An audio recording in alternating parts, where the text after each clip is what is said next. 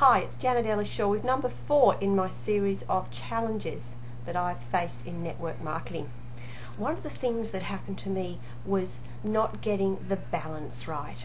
I was so excited, as I said in my earlier videos, I didn't even know about network marketing, and to me this was such a marvelous way to become an entrepreneur that I was bubbling with it. I couldn't sleep, and every waking moment was filled with thoughts of this business. It actually got to the extent where I was taking phone calls, didn't matter what time of day it was. I was driving long distances to go and talk to prospects.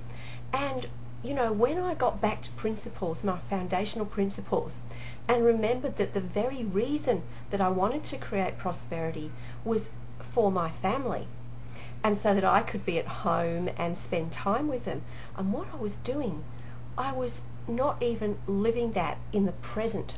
So even when we sat down to dinner, I would take phone calls. We would talk, me and my husband, about the business. And I realized after a while that this was not actually walking the talk and living the way I wanted to live.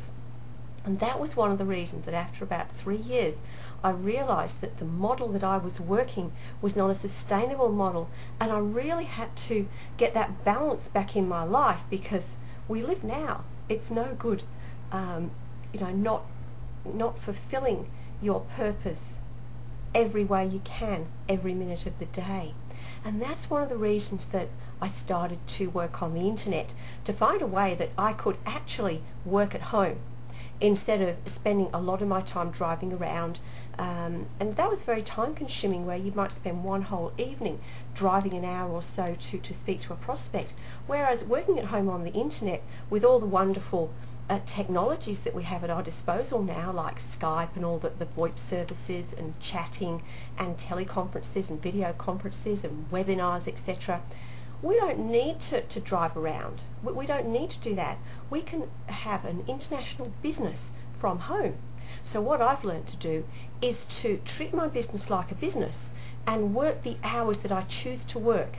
So when I now sit down for dinner, I sit down for dinner. I'm not thinking about my business, I'm thinking about my family.